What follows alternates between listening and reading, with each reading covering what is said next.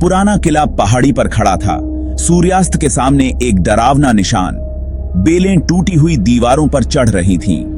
टूटे हुए बुर्ज भूली हुई लड़ाइयों की फुसफुसाहट करते थे।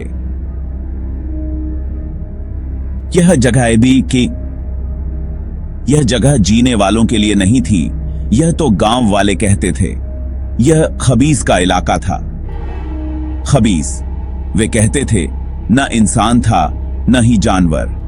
वह खुद अंधेरा था, डर और गुस्से से पैदा हुई एक आत्मा। आर्यन अलग था। उसके पास सवाल करने की हिम्मत थी, सहानुभूति दिखाने का दिल था। उसने उस डर को देखा जो ग्रामीणों को सताता था, वह डर जिसने उन्हें उनके ही घरों में कैदी बना रखा था। वह अंडरस्टैंडिंग ना चाहता था। उसने उनकी कलौसियों को सुना, उनकी वॉइसें धीमी और ट्रेम्बलिंग रही थीं। उसने किले से निकलने वाली अजीबोगरीब इल्यूमिनेटी और सिहरन पैदा करने वाली वॉइसों के बारे में सुना। उसने उनकी आंखों में डर देखा, लेकिन साथ ही आशा की एक किरण भी देखी कि कोई तो आखिरकार सुनेगा। आर्यन ने अपने भीतर एक हलचल महसूस की, कार्य करने का आह्वान। वह इस गांव पर खौफ का राज नहीं रहने देगा। वह अंधेरे का सामना करेगा, वेपन्सों या क्रोध से नहीं, बादी का काम बामते संदिनी, बल्कि खुले दिमाग और दयालु हृदय से। उसने विलेज के बुजुर्गों को अपने इरादे की घोषणा की। उसकी वॉइस गांव के भी बीतिशीलता, शांत और स्थिर थी। उन्होंने उससे पुनर्विचार करने की विनती की। उनके चेहरे चिंता से सिकुड़े हुए थे, लेकिन आर्यन दृढ़ था। वह खबीस का सामना करेगा और सच्चाई का पता लगाएगा। जैसे ही आर्यन ने चढ़ाई शुरू की, सूरज क्षितिज से नीचे डूब गया। रास्ता खतरनाक था, कांटों से भरा हुआ था और एक वीरानक सन्नाटे में डूबा हुआ था। हर कदम उसे किंवदंती के दिल के करीब ले जाता था, उस सच्चाई के करीब जो रुइंसों के भीतर छिपी हुई थी। जैसे जैसे वह चढ़ता गया, हवा वेटी होती गई, एक अजीब सी घबराहट से भर गई। पेड़ों से हवा सरसराती हुई, ग्रोंती हुई आवाज की तरह लग रही थी। उसकी दृष्टि के किनारे पर परछाइयां नाच रही थीं, उसके दिमाग से खेल रही थीं। उस डर के बावजूद जो उसके हौसले को कम कर रहा था, आर्यन आगे बढ़ता रहा। वह जानता था कि सच्ची वीरता भय के एब्सेंस में नहीं, बल्कि उस पर विजय पाने की डिजायर शक्ति में होती है। वह अपने उद्देश्य से फियर भीत नहीं होगा। अंत में वह किले के द्वार पर पहुंच गया। वे विशाल थे, जंग लगे लोहे की सलाखें समय के साथ मुड़ी हुई और उखड़ी हुई थीं। उनके धक्का देने पर उसकी रीढ़ की हड्डी में एक सिहरन दौड़ गई। धातु की कराह सन्नाटे में गूंज उठी। आंगन परछाइयों में लिपटा हुआ था। पत्तों की सरसराहट से ही सन्नाटा टूट रहा था। टूटे हुए हथियार और बिखरे हुए पत्थर भूली हुई यादों की तरह बिखरे पड़े थे। हवा सड़न की गंध और सदियों के भार से भरी हुई थी। आर्यन केयरफुली से रुइंसों के बीच से गुजरा। उसकी इंद्रियां ऊंची सतर्कता पर थीं। वह टूटी खिड़कियों से हवा को सीटी बजाते हुए सुन सकता था। हर झोंका फुसफुसाते हुए खतरे की तरह लग रहा था। परछाइयां मुड़ती हुई और लिखती हुई प्रतीत हो रही थीं, खतरनाक शेप्स धारण कर रही थीं। वह एक टूटती हुई सीढ़ी पर आ गया जो एक स्टोरोजेवाया बाशन्या तक जाती थी। वह झिझका। उसकी रीढ़ की हड्डी में एक सिहरन दौड़ गई। यहां कुछ अलग महसूस हुआ, ठंडा, अधिक सिनिस्टर। उसने एक गहरी सांस ली और चढ़ाई शुरू कर दी। हर कदम चरमराहट और कराह के साथ मिला, मानो संरचना ही उसे वापस चेतावनी देने की कोशिश कर रही हो। लेकिन आर्यन गांव के डर के स्रोत का पता लगाने के लिए दृढ़ था। डीकैंती। अनुभाग 5, परछाइयों की बुक। प्रहरी दुर्ग खंडहर में था, तत्वों के लिए खुला। दीवारों के बीच की खाई से चांदनी प्रवाहित हो रही थी, जिससे हवा में नाचते हुए धूल के कण लाइटित हो रहे थे।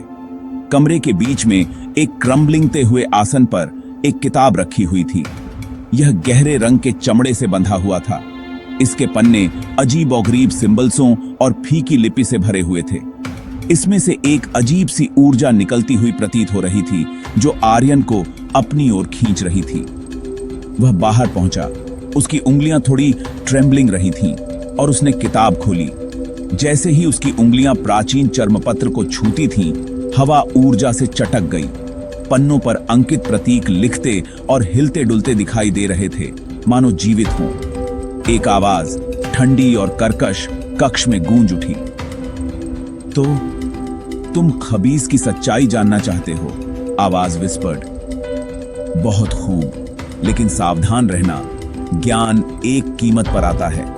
मेरा काम पूरा करो और मैं सब कुछ बता दूंगा। खा। अनुभाग 6। खबीस का मुकदमा। आर्यन का दिल उसकी छाती में जोरों से धड़क रहा था। यह एक चुनौती थी, एक परीक्षा थी। उसने इधर उधर देखा, लेकिन आवाज किताब से ही आती हुई प्रतीत हो रही थी। मैं खबीस की कहानी का रखवाला हूं, आवाज ने उत्तर दिया। वहां आपको 3 परीक्षणों का सामना करना पड़ेगा। मैं आपकी चुनौती स्वीकार करता हूं, आर्यन ने कहा। अनुभाग 7। अंधेरे का सामना। भूले हुए मंदिर की यात्रा खतरे से भरी थी, लेकिन आर्यन आगे बढ़ता रहा। उसका हौसला मजबूत होता गया। अंत में वह एक समाशोधन पर ठोकर मार गया। केंद्र में भूला हुआ मंदिर खड़ा था। खड़ागी। अनुभाग 8। साहस की इल्यूमिनेटी। परीक्षण इतने कठिन थे जितना आर्यन सोच भी नहीं सकता था। उसने अपने सबसे गहरे डर का सामना किया, भ्रमों का सामना किया जिसने वास्तविकता की उसकी धारणा को चुनौती दी। उन्होंने शारीरिक शक्ति से नहीं, बल्कि अपनी आत्मा की शक्ति से संघर्ष किया। उसने अपने ही निधन के भ्रम का सामना किया, अपनी ही मृत्यु दर की खाई में देख रहा था। उसने निराशा के आगे घुटने टेकने के प्रलोभन का विरोध किया, उस आशा से चिपके रहे जो अंधेरे से परे थी। उसने अपने अतीत के भूतों का सामना किया, अपनी गलतियों और पछतावे का सामना करने के लिए मजबूर किया। इन सब के बावजूद आर्यन अपनी करुणा, अपनी सहानुभूति पर टिका रहा। उसे एहसास हुआ कि डर और गुस्सा जवाब नहीं है। अंडरस्टैंडिंग में, क्षमा करने में ही सच्ची ताकत है। वह खबीस को एक राक्षस के शेप्स में नहीं, बल्कि अपने ही दर्द के शिकार के शेप्स में देखने लगा।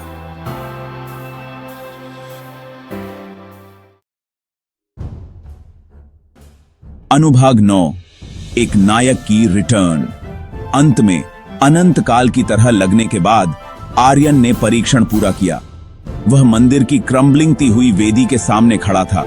उसका शरीर थका हुआ था, उसकी आत्मा ऊंची उड़ रही थी। किताब से आवाज कक्ष में गूंज उठी, इस बार सम्मान के भाव से भरी हुई थी।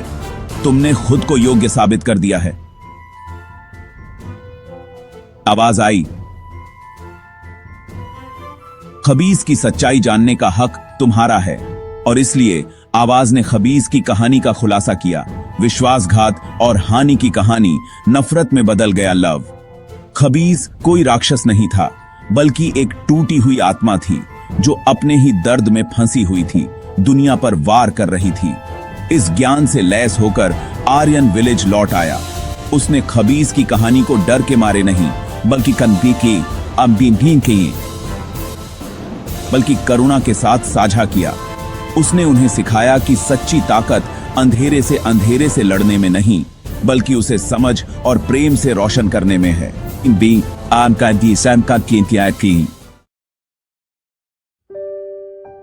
अनुभाग 10। प्रेम की ट्रायम्फ।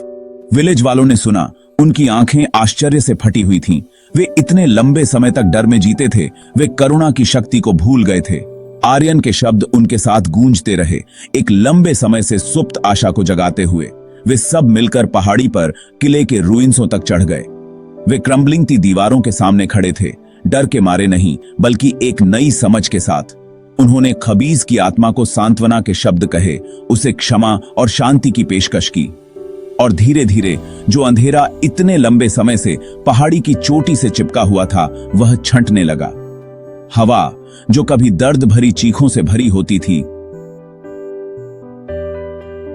कोमल हंसी की आवाज लेकर आई।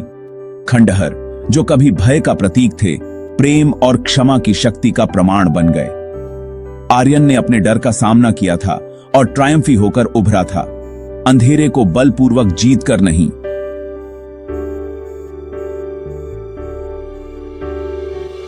बल्कि करुणा के प्रकाश से उसे लाइटित करके। उसने सीखा था कि सच्ची ताकत ताकत में नहीं, बल्कि प्रेम, समझ और अपने ही अंधेरे का सामना करने के साहस में है।